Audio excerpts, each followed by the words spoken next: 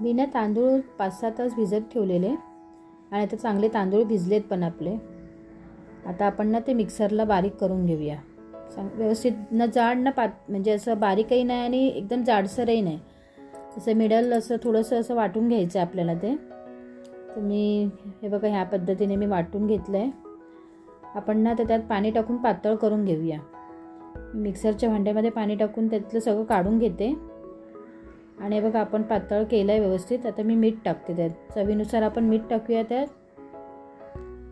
आणि आता चांगलं व्यवस्थित मिक्स करून घेऊया। आणि जास्त पातळ नाही करायचं आपल्याला आणि अगदी डोशांसारखंही पीठ ठेवायचं नाही। ह्या पद्धतीने असं आपल्याला एवढं पातळ करून घ्यायचं आहे। तोपर्यंत एका साईडला आपण ना चून बनवून घेऊया। त्यात मी ना गूळ, खोबरं, वेलची आणि थोडेसे मनुके टाकलेत आणि ते व्यवस्थित आपण जसं मोदकाचं सारण कसं करतो त्या पद्धतीनेच आपल्याला ना हे व्यवस्थित म्हणजे असं भाजून घ्यायचं आहे। तर आपलं ऑलमोस्ट चून तयार झालेलं आहे। आता हे माझा ना हा भिड्याचा तवा आहे, त्या भिड्याच्या तव्याला ना मी व्यवस्थित तेल लावून घेते आणि आता आपण जे घावण्यांचं पीठ तयार केलं आहे ना ते आपण व्यवस्थित असं त्यात टाकून घेऊया। पातळ टाकायचं, असं जाड थर नाही लावायचं आपल्याला। म्हणून ते टाकल्यानंतर ना थोडा भिडा फिरवायचं, म्हणजे जेणेकरून ते सगळीकडे स्प्रेड व्यवस्थित होईल असं। आणि आता आपण ते झाकून ठेवूया। आता आपलं एक म्हणजे खाली व्यवस्थित भाजलंय ते। मी एका साईडला ना आपण खोबऱ्याचं जे चून केलंय ना ते एका साईडला टाकायचं आहे, जेणेकरून दुसरी बाजू त्याच्यावर आपल्याला ती व्यवस्थित म्हणजे त्याच्यावर टाकता आली पाहिजे। हे बघा,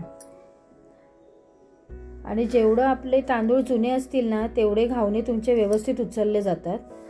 आता हे तांदूळ ना आमचे बरेच जुने आहेत, म्हणजे गावचे तांदूळ हे माझे। ते व्यवस्थित बघा घावणा व्यवस्थित उचलला गेलाय। त्या साईडला आपण आता तेल लावून परत ते घावण्यांचे पीठ आहे ते एका साईडला टाकायचं आहे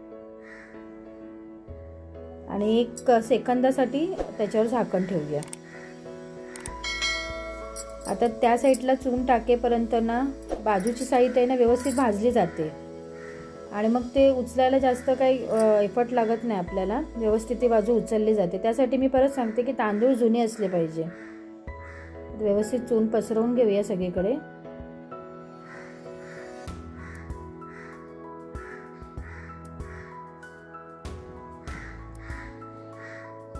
आता पहिला ना एकदम व्यवस्थित बाजूची कडा मोकळी करून घ्यायची आणि ती त्या साईडला परत टाकायची आपल्याला।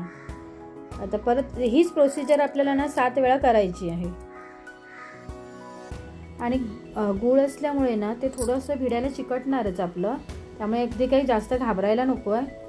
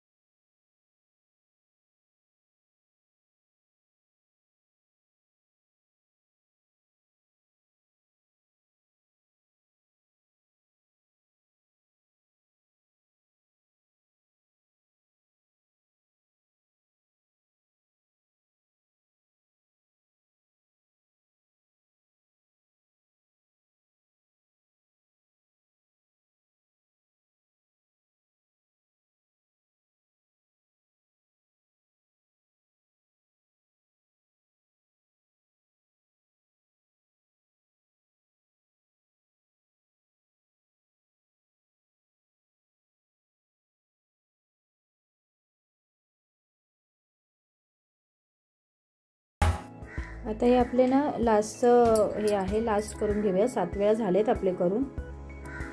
कोण 7 कापायचे करतं, कोण 5 कापायचे करतं, आपल्यावर आहे, तुम्हाला कसं जमेल तसं। बघा आपला रेडी झाला आहे आणि जास्त असं काही तुटला नाही, कारण बारीक सुरीने ना पहिलं असं व्यवस्थित कडा मोकळ्या करून घेतल्या ना की तो उचलतो व्यवस्थित बघा। आणि जरा पेशन्सचं काम आहे ते, थोडं सावकाश हळूवार ते हे करायचं. बघा आता आपला 7 काप्याचा घावना तयार झालाय. कसा वाटतो? अगदी दिसतोय ना मस्त छान.